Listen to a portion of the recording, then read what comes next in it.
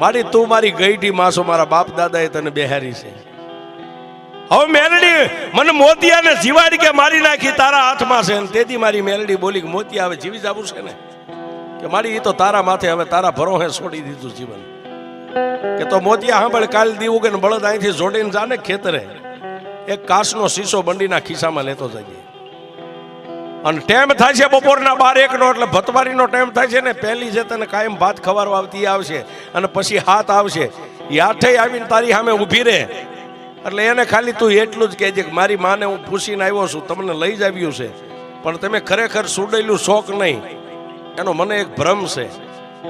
તમે જો ખરેખર સુડેલું હોય તો આ શીશાનું ઢાંકણું ખોલીને શીશો અહીં મેકું, આઠે એકવાર આ શીશામાં ઉતરીને બહાર નીકળી જાઓ, મને ખાતરી થઈ જાય કે તમે સુડેલું છો. કારણ કે તમે તો ધારો એવડા રૂપ લઈ શકો. એકવાર શીશામાં